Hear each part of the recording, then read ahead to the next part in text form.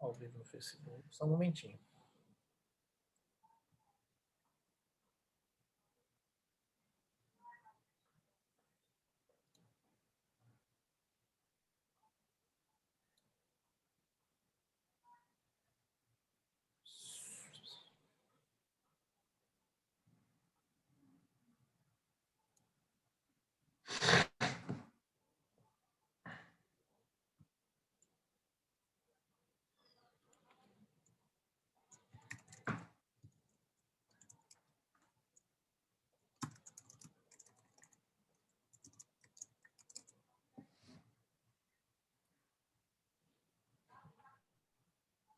Tá gravando? Já está gravando, agora já está entrando no Facebook. Ah, tá. Beleza. Tá. Deixa eu só começar no Facebook, que ainda não tá pronto. Não, de boa. Tô muito blogueirinho, né? Agora. Tá. Então, vamos dar início. Então, bom dia a todos. Então, vamos dar início a mais um dia de Comunica Labeco. O Comunica Labeco é um projeto de extensão do Laboratório de Ecologia e Conservação. Ele ocorre todas as quintas-feiras, né, nas 10 horas. Então, a nossa palestra de hoje é do Dr. Guilherme Dutra. O Guilherme é biólogo pela PUC de Minas e mestre e doutor pela UFPA, né, aqui da nossa UFPA, de convênio PPGZOU, do convênio UFPA e Museu Guild. Então, Guilherme, agradeço muito ter aceitado o convite, e daí eu passo a palavra, tá bom? Muito obrigado. Beleza. Bom dia a todos, então, né? O Mildo me apresentou, meu nome é Guilherme. Bom, atualmente como o Mildo comentou, eu fiz meu mestrado e doutorado lá no Museu Guild, em convênio com a UFPA, na verdade o contrário, mas... e daí... Desde a minha formação, me interessei por taxonomia de peixes, né? Daí, trabalhando basicamente com morfologia, e atualmente, né, eu sou aluno de pós-doc no Museu de Zoologia, onde eu tenho desbravado a área da taxonomia integrada, né, usando tanto ferramentas sobre morfologia quanto molecular. E daí, tenho enfrentado alguns desafios diários na hora da tomada de decisão, e aí eu vim compartilhar um pouco desses desafios que eu tenho passado. Né? Eu não vou ter a resposta, mas é mais uma troca de experiências, né? De como é lidar com essas duas ferramentas ao mesmo tempo, né? E aqui eu ilustrei aqui, né? O meu foco de trabalho são os gimnotiformes do gênero Aegriemania, mas eu vou falar sobre eles um pouco mais para frente. Vamos começar então. Vou passar o slide. Espera aí. Aqui. Ótimo. Bom, fazer uma introdução rápida sobre a diversidade de peixes, né? Estamos aqui na região neotropical, né? Que inclui aí desde o sul desde do México até a América do Sul inteira, né? E aí boa parte dessa diversidade de peixes, né? Ela está distribuída em três principais, em várias ordens, tá? Sendo elas caraciformes e siluriformes as mais diversas. Mas o meu objeto de estudo aqui, eu tenho trabalhado com os gimnotiformes, né? Que aqui eu até destaco essa prancha do Dante Fenólio aqui. E no total aqui, segundo esse trabalho do Malabar, a gente vai falar aí de cerca de 6.300 espécies de peixes, né, que existem na região tropical. Só destacar o quão diversa é a região, né? A região neotropical, aqui no gráfico da direita, a gente pode ver que é a região mais diversa, comparando com outras regiões de água doce, né? E comparando com outros grupos, né, os peixes de água doce eles só são menos diversos do que os peixes marinhos, né? Sendo que não são tão menos diversos, né? Então a gente tem um universo bem grande a ser explorado sobre diversidade de peixes. Bom, e quais ferramentas a gente usa para estudar a diversidade de peixes, né? Bom, a maioria das espécies de peixe são diagnosticadas com base em lacunas mensuráveis ou descontinuidades entre fenótipos distintos, ou seja, a gente usa caracteres que podem ser quantificados, né, ou observáveis, né, tais como desde a anatomia externa a algumas ferramentas para a preparação de animais, né, por exemplo, preparação de esqueleto seco, tomografias, diafanização, a fim da gente contar e descrever as espécies, né, as diferentes características, sejam elas tipo escamas, raios, padrão de coloração, aspectos da morfologia esquelética dos animais, enfim, a gente tenta reunir o maior número de evidências a fim de tentar encontrar diferenças que funcionem bem como caracteres diagnósticos, ou seja, que gerem um gap entre duas populações para que a gente reconheça aquilo como uma diferença informativa a nível específico, né? E assim a gente se faz taxonomia tradicionalmente, né? Então a gente faz uma descrição detalhada da anatomia buscando esses caracteres diagnósticos.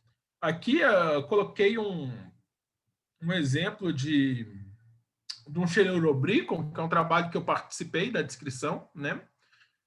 Onde a gente fez uma descrição super detalhada, né? Com pranchas, com fotos aqui a gente pode ver os ossos infraorbitais, ou a cauda, né, que no caso desse gênero tem uma escama modificada e alguns raios também, né, o padrão de ganchos em machos, ou seja, a gente busca o máximo possível de informação extraída da morfologia a fim de indicar possíveis caracteres diagnósticos entre as espécies, né?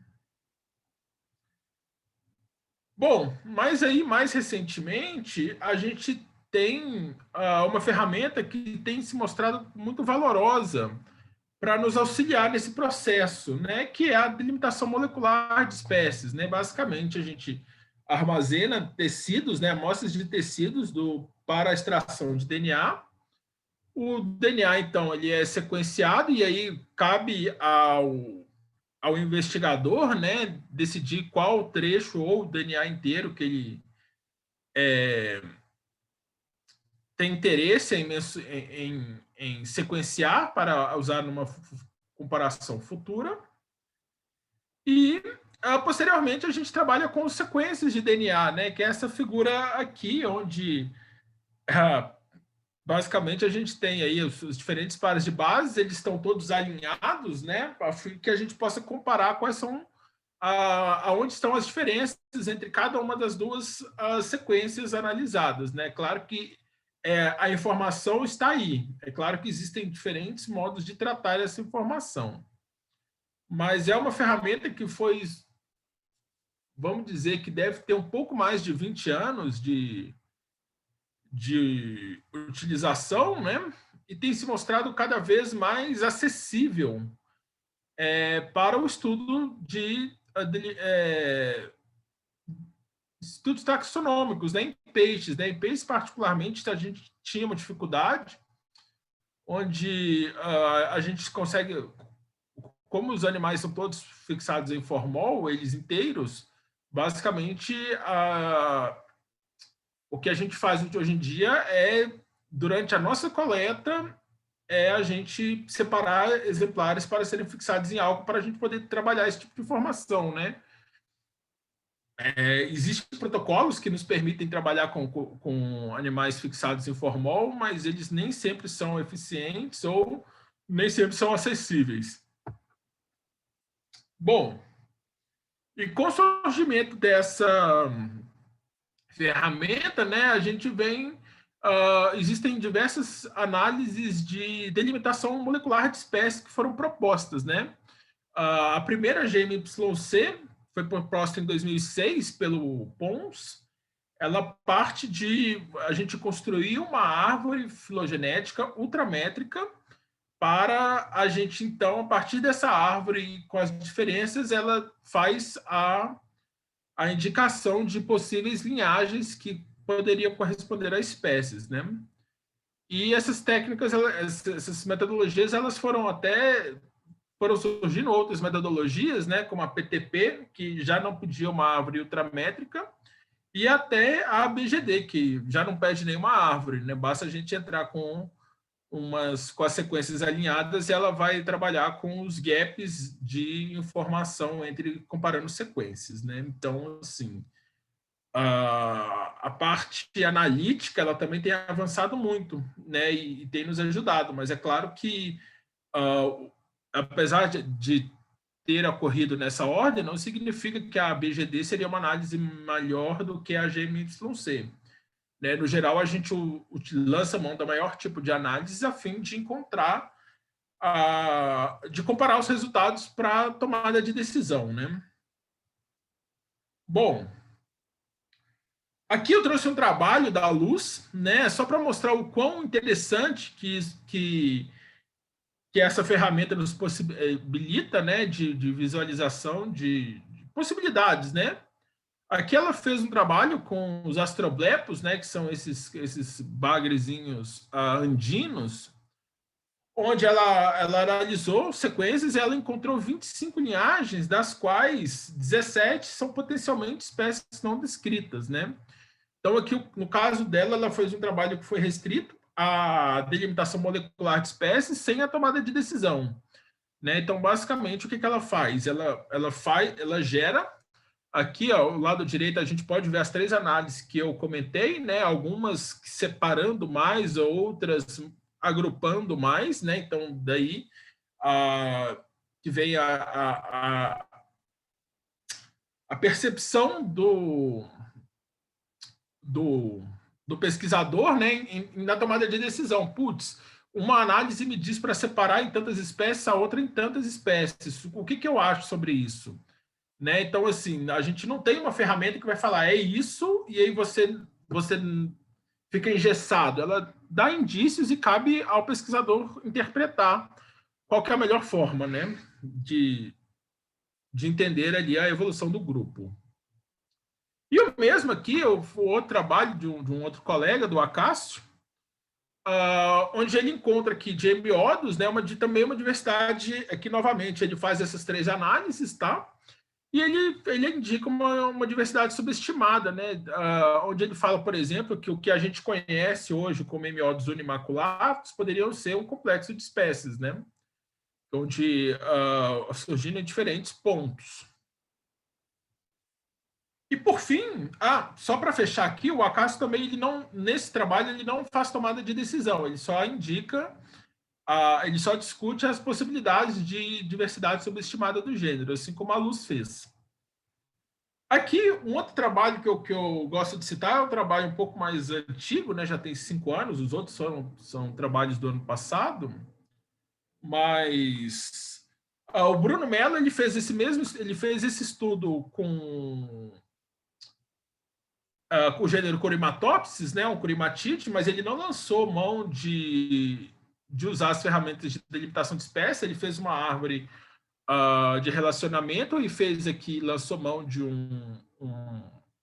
uma rede de haplótipos também, e também indicou, só que o Bruno Mello, posteriormente, ele acabou descrevendo as linhagens em outro trabalho, que ele recupera aqui, né? Então, por exemplo, o que ele chama, salvo engano aqui, está cobrindo um pouco, mas 3 das espécies que ele encontrou na análise, ele acaba descrevendo no ano seguinte, tá? Então, assim, elas não foram publicadas no mesmo trabalho, mas essa mostra a importância dessa ferramenta na tomada de decisão, né? Ou seja, a partir de uma árvore, no caso aqui do Bruno, ele foi para os exemplares, olhou, encontrou os caracteres diagnósticos que a gente citou lá no início, e daí propôs nomear as espécies, né, que ele detectou. Bom, então, né, tendo esse cenário aí sobre esses desafios e essas evidências, eu vou falar um pouco sobre o meu primeiro contato com dados conflitantes, né? Ou seja, qual foi minha primeira experiência em lidar com dados moleculares na delimitação de espécies. Bom,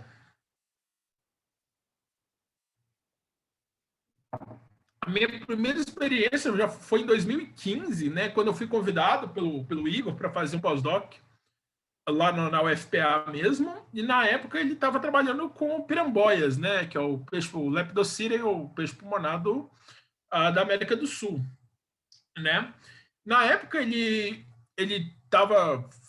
com o Horace Schneider, eles estavam com dados moleculares que indicavam que existia uma grande divergência entre as populações da Amazônia e do Pantanal, né? E aí eles queriam alguém que tivesse um background em morfologia para investigar se essa diferença ela estava refletida na morfologia dessas espécies, né? Se eu conseguia ver caracteres diagnósticos entre as populações da Amazônia e do Pantanal. Né? Uma coisa interessante para esse grupo, né, para as piramboias, é que existiam nomes disponíveis, tá? A espécie válida atualmente é Lepidosirene paradoxa, né, do Fitzinger, mas 3 nomes posteriormente foram descritos, né? Foram descritas Lepidosirene dissimilis, do Castelnau, Giglioliana, do Barbosa e Rodrigues, e Lepidosirene articulata, sendo que esse último era o nome proposto para a população do Pantanal. Tá? As outras 2 são espécies que também foram descritas para a Amazônia, uma, salvo engano, do Rio Madeira e a outra da região de Manaus. Não tenho certeza agora, me falhou a memória. Mas, e aí, vou focar no trabalho do Wheeler, né? O Wheeler ele falava o seguinte, que tinham diferenças no padrão de escama, tinha diferença na morfologia da nadadeira peitoral, na diferença nas narinas, e que daí ele acabou reconhecendo, então, essa outra espécie. Né? Essas espécies foram posteriormente sinonimizadas. Então, a nossa dúvida era, seria Lepidosirene articulata, né, uma espécie válida e precisaria ser reerguida, né? Bom, né, me debrucei aí na morfologia dos animais, acessei diferentes fontes de caracteres, né, tanto a anatomia externa, essa prancha A e B aí, o A é um animal da Amazônia e o B um animal do Pantanal. Do Amazônia, nesse indivíduo tá fora de escala, mas o da Amazônia é um indivíduo um pouco maior. E daí eu olhei a anatomia externa. Aqui eu acabei não ilustrando, mas eu preparei tanto esqueleto quanto exemplares de diafranização e também fiz uma tomografia de indivíduos das 2 populações, né? Aqui à direita é só o mapa da nossa amostragem que foi utilizado. Então a gente viu tanto exemplares ao longo da Amazônia quanto exemplares ao longo da bacia do Pantanal e Baixo Paraná ali, né? E a gente não encontrou nenhum caráter assim discreto, né, para diagnosticar essas 2 espécies. E os caracteres que o Wheeler, por exemplo, tinha proposto, nenhum deles de fato funcionam. E aí eu falei, Igor, não tem diferença, cara. Aí ele, cara, mas a situação é contrária quando a gente vai para os dados moleculares. E aí ele me mostrou os dados, onde ele tinha feito sequenciamento de 3 genes distintos, né? O COI, o CITB e a TPase, né? Os fragmentos 6 e 8. E aqui, ó, pela árvore de haplótipo, só para ilustrar, o amarelo é a população do Pantanal e azul, verde e vermelho são os 3 haplótipos que foram encontrados na Amazônia, tá? Então, note assim, que existe uma distância razoável entre essas 2 populações e para a tomada de decisão, isso era muito forte, né? Assim, uma pessoa, eles diziam que, putz, sem olhar os bichos, para mim, o Horácio principalmente falou, olha, eu acho que são 2 espécies mesmo, as diferenças são muito notórias, né? E aqui não só pela árvore de haplótipos, mas também as diferenças das análises bayesianas aqui, né? Então, você vê que foram 2 linhagens bem estruturadas e acabou que eu não coloquei a árvore calibrada aqui, mas com um tempo de divergência bastante longo, né? Então, bem antiga a divergência entre essas duas populações. E aí? Aí surge o nosso primeiro impasse, né? Tipo assim, descrevemos ou não descrevemos? São duas espécies ou são uma só? Bom, vem a ideia de que a gente vive num retrato do tempo, né? Assim, obviamente são espécies que já se diferenciaram, né, molecularmente, mas essas diferenças ainda não refletiram na morfologia do bicho, né? E aí pensando nessa ideia, né, ou seja, a gente assim, pode ser que daqui a alguns milhares de anos a gente veja diferenças na morfologia? Pode, mas hoje não vemos. E aí acabou que a minha formação em morfologia, como morfologista, pesou muito na tomada de decisão, né? E eu acabei falando, não, Igor, vamos destacar essa diferença, mas não vamos nomear. E daí a gente acabou indo para a ideia de diversidade crítica, né? Então, onde a gente reconhece que existem duas linhagens distintas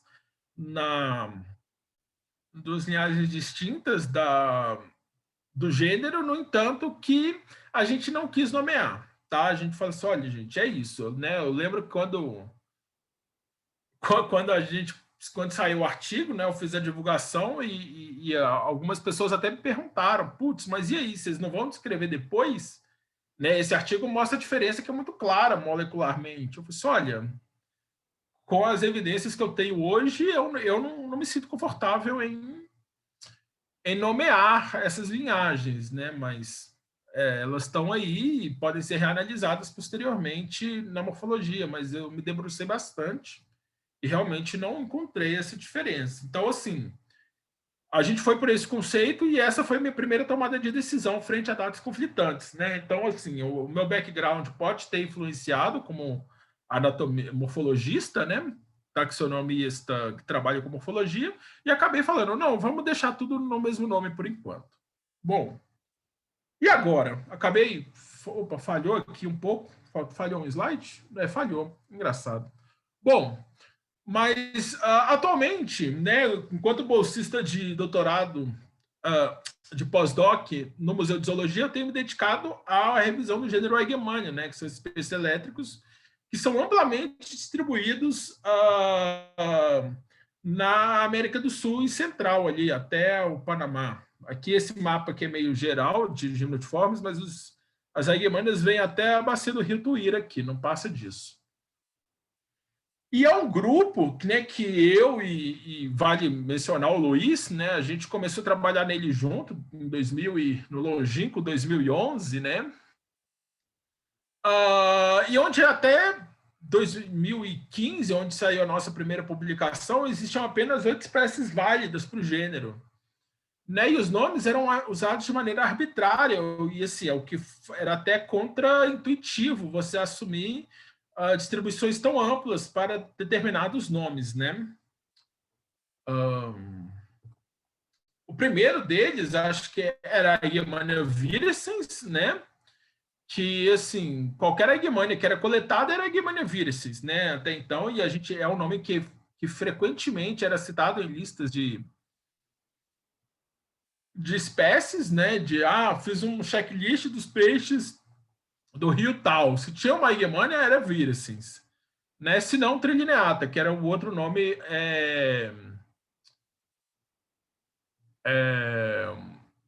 usado arbitrariamente. Né? Isso é muito fruto de uma descrição genérica do gênero, que foi da espécie, que foi proposta, né, escrita em Valenciennes, 1836, e sem localidade tipo precisa, né? Tipo América do Sul, tipo desconhecido, talvez no Museu de Paris, mas não foi encontrado lá, numa busca recente. E aí a gente tinha esse nome que, putz, é um bicho que, se você abrir até os catálogos não tão antigos, né, até recentes, por exemplo, o catálogo o Klofska, né, o catálogo de peixes da América do Sul e Central, ele fala que a Eigenmannia é uma espécie amplamente distribuída, né, que era o que então era sabido naquela época, né? Então, sabido não, mas entendido naquela época. E o mesmo ocorria para a Guimarães trilineata, né? Mas aí, diferente da primeira opção, a Guimarães trilineata já é um animal que foi descrito mais recentemente, né? Na década de 60, aí, pelo Lopes e Castelo. Foi descrito para a bacia do Rio La Plata e, em 2015, a gente entendeu que a distribuição seria La Plata e Baixo Paraná. Mas ainda assim, depois da nossa publicação, a gente vê o nome que foi usado ainda de forma arbitrária em algumas publicações, mas isso já tem mudado bastante. Né? Então, aqui a nossa publicação, onde a gente fez a revisão, isso foi fruto do mestrado do Luiz, que eu participei do artigo, e a gente, novamente, a gente acabou se debruçando sobre a morfologia dessas espécies e descrevemos, então, 7 espécies para o gênero baseadas em caracteres morfológicos, isso principalmente em caracteres que não tinham sido explorados até então, como morfologia de alguns dentes, morfologia de alguns ossos e contagem de dentes, tá? Bom, nesse trabalho a gente acabou falando assim, bom, vamos definir que a Guimarães virescens, a gente fez um levantamento histórico sobre a possível localidade tipo de Guimarães virescens e entender o que seria ali na região do Baixo Paraná. Para a gente falar assim, não, vamos chamar esse morfotipo de virescens e aí a gente vai entendendo o que acontece, até onde esse morfotipo vai, né? E aí, a partir disso, como a gente redescreveu o trilineata naquele trabalho, a gente entendeu o que era virescens, e aí a gente outras espécies, né? Que o Luiz descreveu algumas espécies, como a Guimarães, Ricardo Campos da Paz acabou descrevendo também. Só uma pausa rápida, Mildo, deu estabilidade na minha conexão, tá tranquilo? Vocês me acompanham? Deu uma falhadinha, mas voltou já, Guilherme, tá tranquilo. Deu uma pequena falhada, mas deu tá ótimo. Não se preocupa, não. Tá ótimo. Bom, então descrevemos, o Ricardo Campos da Paz também acabou descrevendo uma espécie do rio Correntes, né, que ele nomeou a Guimarães Correntes. Eu mesmo, né, descrevi algumas também, como a Guimarães Mac, a Guimarães Ordens, né, o Brandon Waltz também descreveu, ou seja, ficou fácil não, mas ficou viável trabalhar com gênero, uma vez que a gente tinha meio que contornado os maiores problemas sobre de nomes, né, no gênero Aegmannia. Né? E aí, o nosso cenário hoje, a gente tem 8, então foram descritas a partir de 2015, que é 70%, e aqui eu listo algumas, mas uma coisa que vale destacar é que nesse primeiro momento a gente foi capaz de diagnosticar as espécies, né? A gente então descrevemos desde Santanai, Guaracá, Matinta Pereira, Moirapinima, Pavulagem, Uai-Uai, até me falhou qual a espécie que a gente descreveu nesse trabalho foi... Está faltando uma. Bom, mas... Caramba, eu estou pelejando para lembrar qual que eu não botei nesse slide. Deixa para lá, vamos continuar. Bom, mas e daí, o que a gente fez? A gente foi descrevendo as espécies que eram mais óbvias, mais fáceis de separar, né, que tinham caracteres mais notórios. Por mais que vocês olhem assim e falem assim, a Guimarães é tudo igual, né? Por exemplo, tem espécies com diferentes na morfologia da boca, contagem de raios, morfologia de dentes. Então, a gente foi separando, mas chegou um momento ali que a gente não sabia se, putz, é um pouco diferente de... é a Guimarães antonioi, a que está faltando. Né? Parece antonioi, mas parece Moirapinima, eu não sei como é que eu identifico, e daí a proposta do meu projeto atual é justamente usar a ferramenta molecular para que ela me indique o que talvez fosse uma espécie só e até onde, a partir de onde eu deveria começar a separar. Né? E aí eu comecei a pensar, putz, aí me debrucei em bichos na morfologia, e aí eu contando, separando, tal, eu falei assim, olha, acho que eu tenho 47, acho que o gênero tem 47 espécies, 21 novas. Né? Aqui fotos de algumas potenciais espécies novas, né? Eu falei assim, putz, 21 espécies novas é fantástico, né? Chama muita atenção se você pensar que existem 21 espécies novas para um gênero de gimnotiforme. Mas é o que eu vi na morfologia. E eu falei assim, beleza. Já é um resultado fantástico, mas vamos ver a molecular. Né? Então, deu até um nervoso quando eu fiz essa análise. Mas o que acontece, eu fiz... Até o momento, é um resultado preliminar, né? A gente, né, acabou tendo o processo meio lento devido às condições da pandemia, mas atualmente a gente tem aí 294 sequências de COI organizadas, né? Elas foram e eu fiz duas das análises de delimitação de espécie. Uma que foi um pouco mais conservadora e me falou que existem 63 linhagens, né? Então, considerando que tem 26 espécies válidas, fazendo a conta, dariam 37 espécies novas, considerando que todas as espécies válidas estariam sequenciadas, né? O que eu não sei se é verdade, que eu ainda não, algumas das sequências eu ainda não tive a oportunidade de examinar o voucher, né? Essas sequências foram geradas em diferentes locais via parceria, né? Então tem sequências que eu mesmo gerei, tem sequências que o Davi gerou, tem sequências que o Jonathan gerou e tem sequências que o Rafael Covan gerou.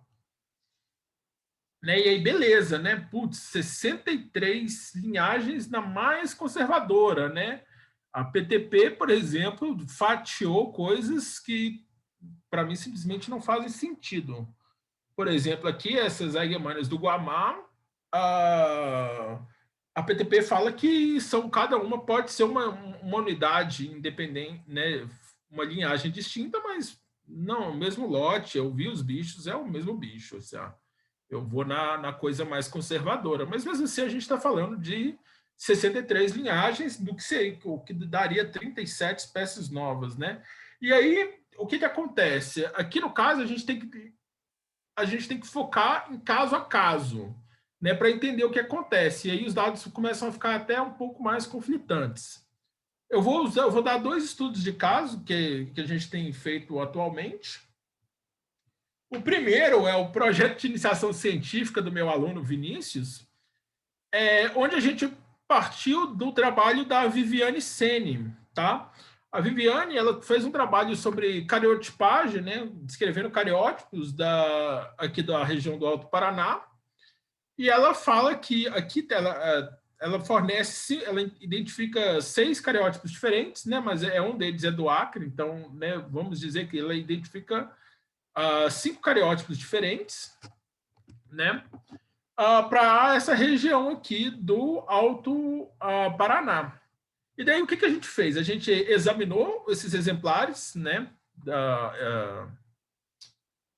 os vouchers dessas sequências, e a gente viu que essas duas sequências, tanto esses dois cariótipos os primeiros indicados, né, o 38 e o 38XY, eles nos remetem ao mesmo morfotipo, que é o que a gente conhece hoje como a Aigermania do Trai, tá? Existe o 2N36 aqui, ele, para a gente concorda, é uma espécie distinta, uma espécie nova. E esses dois outros, né, o 2N28 e o 2N31-32, com essa fórmula de cromossomos sexuais, eles nos dois nos remetem ao morfotipo que a gente conhece hoje como a Aigermania guaracá. Aí tá. Então a gente tem evidências conflitantes entre o que foi descrito para cariótipo e o que a gente conhece hoje para a morfologia, né?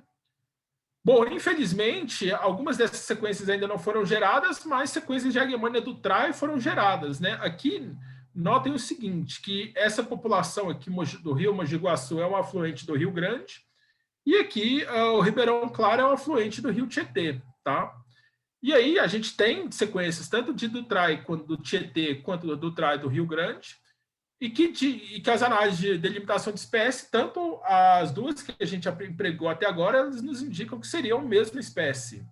Né? Então, notem qual é a situação. Morfologia nos indica que é a mesma espécie. os dados moleculares, né, com DNA barcode, nos indicam que é a mesma espécie, mas a gente tem um dado de cariótipo que diz que são duas espécies, né? Então, assim, putz, qual é a resposta? A gente ainda não decidiu. A gente vai explorar um pouco mais a morfologia desses animais. A gente ainda não diafanizou a população do Rio Grande para nos auxiliar nessa tomada de decisão, né? Mas assim, a gente só para exemplificar um tipo de situação, e esse tipo de situação ela acontece ao longo daquelas 294 sequências que eu mostrei no slide anterior, né? Bom, então esse é um tipo de situação onde a gente tem esses dados conflitantes e tem que tomar alguma decisão.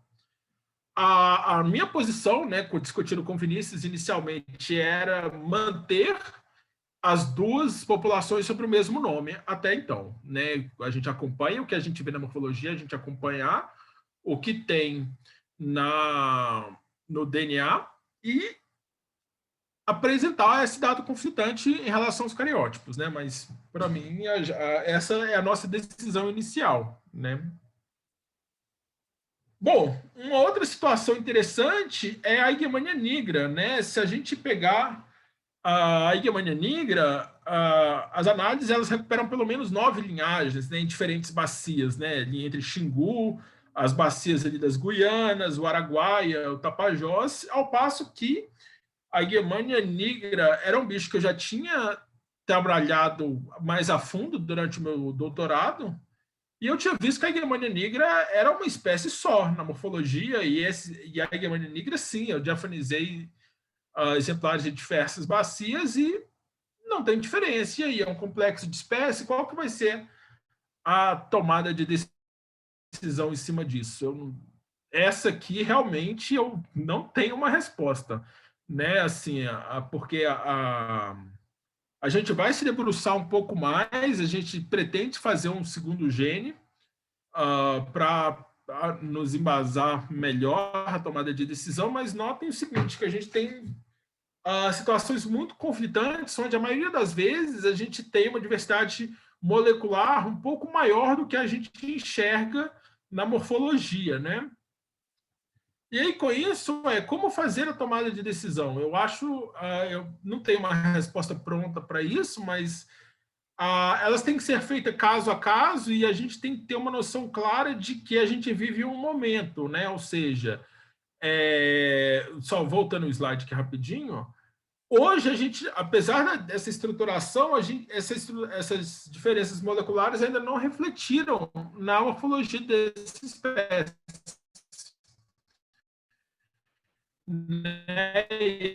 Eu poderia falar que toda é Igmania nigra e dessas distintas linhagens eu vejo na morfologia uma coisa só. Instabilidade de novo, acho que voltou. Bom, eu vejo nas Igmanias nigras um... Oi? Não, voltou. Deu uma falhadinha, mas voltou. Pode ir. Voltou. Tá. Né? Então, assim, é mais uma espécie que cabe uma reanálise, né, dos dados que a gente tem até então, mas eles indicam que, de fato, seja uma única espécie amplamente distribuída. Não uma única espécie amplamente distribuída, mas é um morfotipo que é amplamente distribuído, que não varia, dadas as informações do DNA barcode. Então, como fazer a tomada de decisão, né, frente às diferentes evidências? Eu acho que é um estudo de caso a caso, né? A gente tem suporte teórico para diferentes tomadas de decisão, a gente pode ir para linhas de diversidade crítica, a gente pode interpretar o momento. Então, acho que não existe uma regra. Eu acho que a gente tem que decidir de acordo com o entendimento do grupo, que é dado pelo especialista, e é isso. Bom, vou encerrar minha fala, né? Assim, então, é meio frustrante, porque eu não tenho uma resposta, né? Mas, ao mesmo tempo, acho que é mais foi um compartilhamento de experiência, né? Acho que outras pessoas que desenvolvam trabalho nessa linha acabam se confrontando com esse tipo de situação. Bom, eu queria só agradecer rapidinho a todas as pessoas que colaboram com com esse projeto, né? Porque 294 sequências de Eigenmann conta com a colaboração de várias pessoas. Vou destacar aqui o Naers, que é o meu supervisor, né? O Davi, que também é um, como eu falo, ele é ele é também responsável pelo projeto de diversidade de gimnotiformes, né? Me falhou a palavra. Nossa, me falhou a palavra, mas é um dos chefes do projeto, né? Junto com o Naes e com o Alessio. A Luz, que tem me ajudado, né? Com todas as análises moleculares, né? O meu background não é esse, estou aprendendo aí todo dia. Todas as pessoas também contribuíram, tanto nas discussões sobre morfologia e diversidade das espécies, quanto com dados moleculares.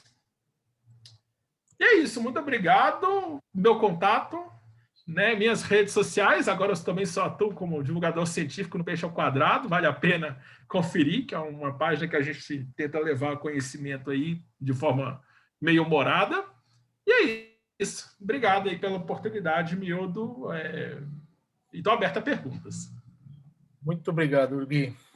Valeu aí ainda mais para alguém que não entende nada de filogenia, esse outro mundo, né? Que bom que você deixou só dúvidas ainda, então não são só minhas dúvidas essas tomadas de decisões. Gui, eu coloquei aqui, ó, no chat, tem uma pergunta do Dalton e um comentário do Marceniuk. Está no chat, se quiser. Vamos lá. Eu consigo acessar o chat? Deixa eu ver. Aí bate-papo. Você lê aí? Deixa eu ver aqui, chat.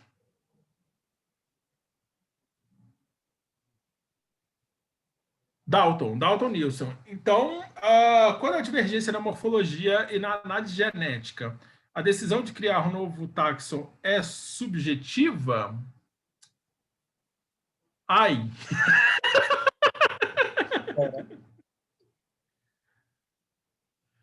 Dalton, eu acho que não. Eu acho que não é. Não chega a ser subjetivo, né? Mas eu acho que a divergência ela abre um leque para diferentes interpretações. Entendeu? Acho que é caso a caso. Acho que não é uma coisa subjetiva porque você vai se basear em evidências, né? E um ponto importante vai, por exemplo, sobre nomear espécies, né?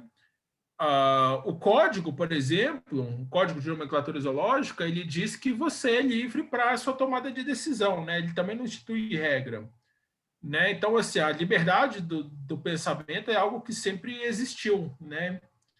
Então, assim, mas não é subjetivo porque você vai sempre se apoiar em evidências. Eu vejo dessa forma.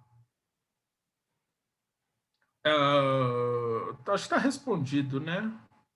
Vou passar para a pergunta do Marcelo, que se o Dalton quiser fazer algum contraponto aí, estamos aí. Vamos lá. Sempre dívida, acho que sempre dúvida, né? Como diz meu amigo Ricardo Splitter e Lamper.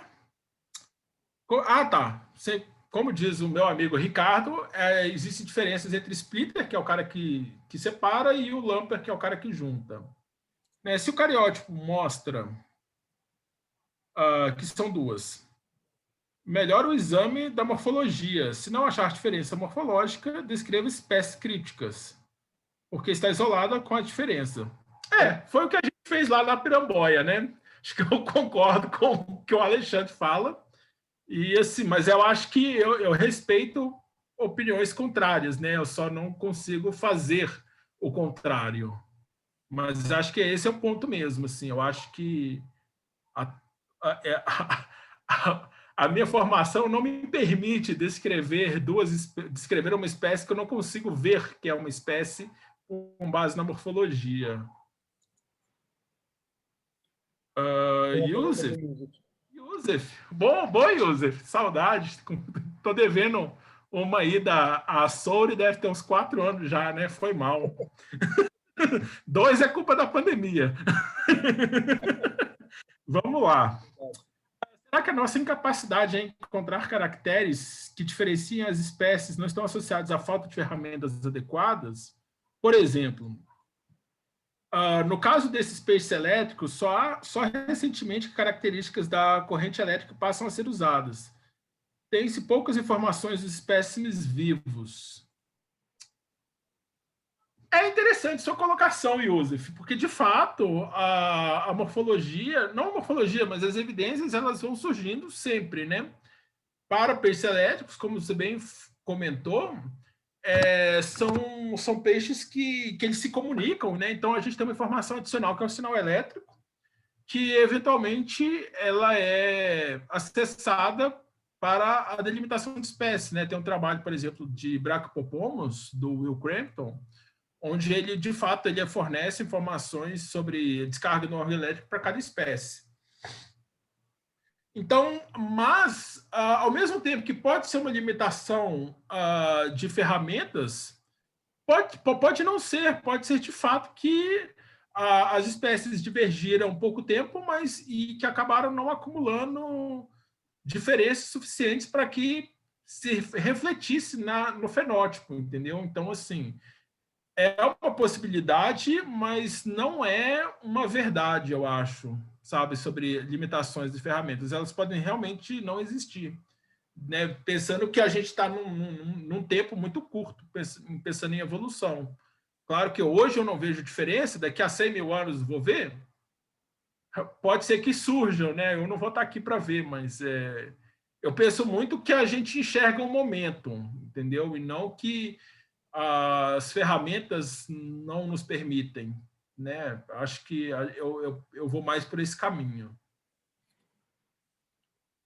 Eu fechei o chat. Tem mais alguma pergunta, Mildo? Não.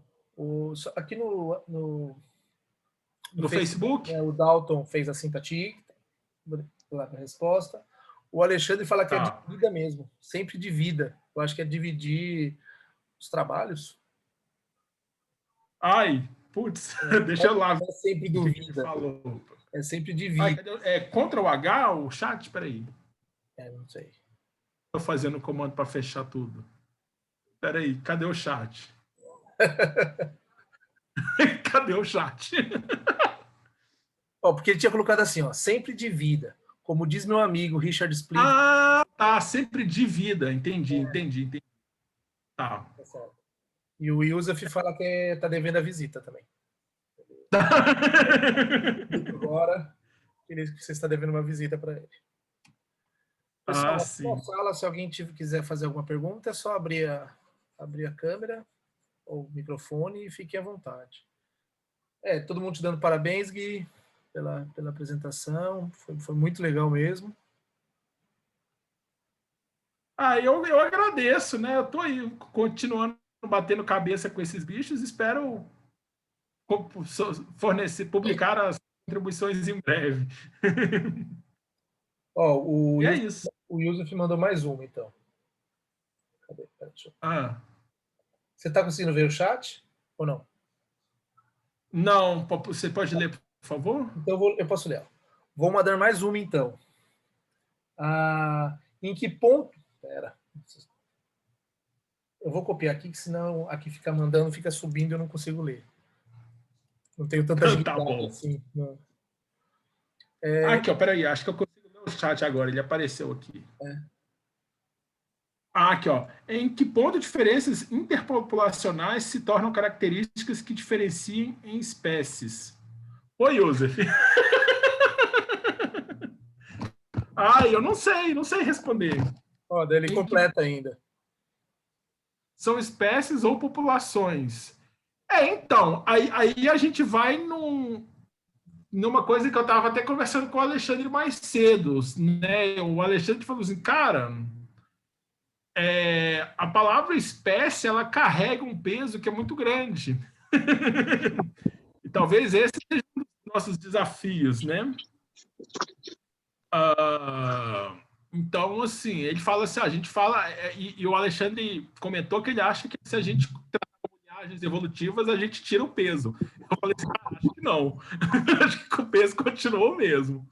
Né? Mas eu entendo. Então, assim, Eu acho que a categoria espécie é uma coisa totalmente nomenclatural e prática, Joseph. Então, é difícil falar sobre populações de espécies. É claro que a espécie carrega o peso de ser uma categoria e daí uma unidade que vai ser tratada como tal. Mas deixa só, ele colocou mais uma coisa aqui, que é com variações dos caracteres. A gente trabalha com a ideia de que se eu tenho duas populações com variações com variações que não se sobrepõem na morfologia, esse é o primeiro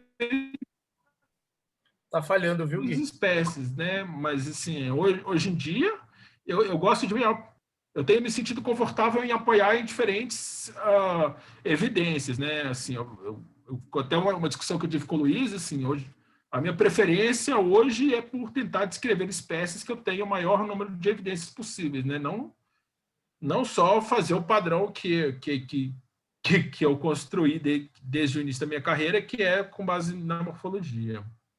Então, eu acho que a gente tem que somar evidências para tomada de decisão sempre. Assim. É claro que coisas óbvias a gente fica um pouco mais confortável, mas quando os limites são mais tênues, é importante somar. Não sei se eu respondi. Qualquer coisa, o Joseph manda mensagem de novo.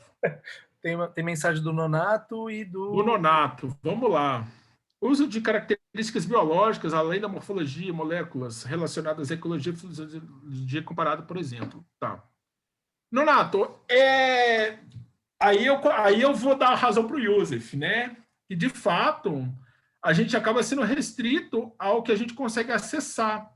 Né? E, assim, por exemplo, características de ecologia e fisiologia, a gente consegue acessar somente com expedições a campo, né? Mas frente a uma diversidade tão grande como é a de Guimarães, a gente às vezes tem muitas espécies que a gente só vai conhecer por material antigo que foi coletado em coleção e ninguém nunca mais viu, né? Tem esses bichos muitas vezes ocorrem no fundo de grandes rios, né? Então, por exemplo, essas informações elas são sempre bem-vindas, mas nem sempre disponíveis. Né? Então, eu acho que sim, são características que com certeza devem ser utilizadas na definição. Mas, infelizmente, nem sempre são acessíveis. Tem uma pergunta do Túlio ainda, Gui, e daí ele faz um complemento. Do Túlio, vamos lá, Túlio. No cenário em que haja uma decisão de assumir as diferentes linhagens recobradas nas análises moleculares, quais caracteres seriam utilizados para diagnosticar as espécies além da distribuição? Imagina ter um lote com vários exemplares de uma área. Ele completa lá embaixo. Rios adjacentes. Pois é, eu não estou entendendo.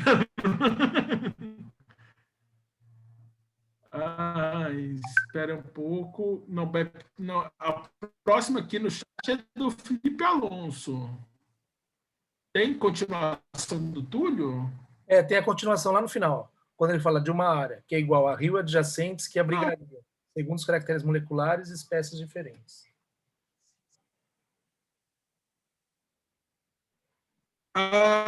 Tá, entendi. Entendi, de uma... com vários exemplares de uma área e os adjacentes que abrigam, segundo os caracteres moleculares, espécies diferentes. Essa é a pergunta que você quer responder, que a Alice quer responder, né? Então, vamos lá. A Alice é aluna do Túlio. Mas vamos lá, Túlio. É igual a gente discutiu já, né? No caso dessa situação, são coisas que são muito recentes, né? Então, assim, quais caracteres seriam utilizados? Quais caracteres, além da distribuição? A minha opinião, Túlio, é que se você não tem caracteres morfológicos e tem evidências moleculares, eu iria na linha da diversidade críptica. Eu não nomearia, não. Entendeu? Eu falava que existe a evidência molecular mostra isolamento, mas que se ainda não refletiu na morfologia, a minha decisão seria discutir e ir para a linha da diversidade críptica desse grupo, né, que acho que são lambaris, né? Eu iria por esse caminho. Qualquer coisa, manda mensagem aí se a resposta não foi satisfatória. Vamos para o Felipe Alonso agora. Acho que a questão é que existe pelo menos dois conceitos diferentes de espécie. Ixi, existe até mais. Mas vamos lá. Que não são necessariamente equivalentes. A questão é entender em que termos evolutivos o que é o processo biológico que chamamos de espécie, a fim de, então, procurar as consequências observacionais esperadas que são logicamente derivadas de um arcabouço teórico. Muitas vezes você trabalha sem considerar quais processos evolutivos deseja modelar. Por exemplo, a especiação. Comentário aqui do Felipe Alonso, e eu concordo com ele, né? Acho que, como eu até comentei, que eu estava conversando com o Alexandre, o conceito de espécie ele tem um peso muito grande, né?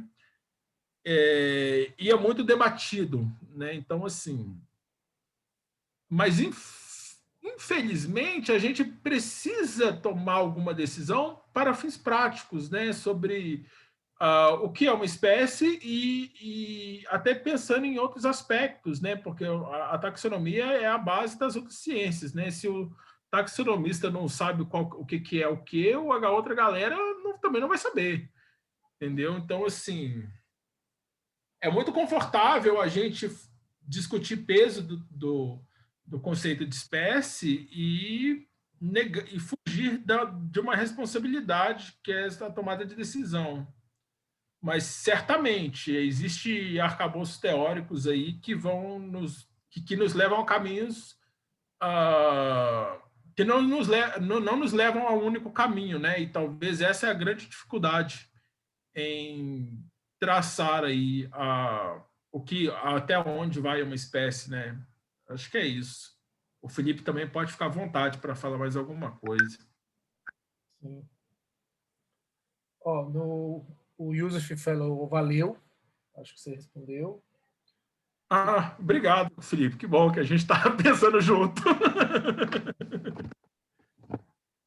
Que bom. Pessoal, mais alguma pergunta? No Facebook parou. Também tem os comentários lá, Gui. Depois, se quiser entrar no Face ali na sua apresentação, vai ficar gravado os comentários também.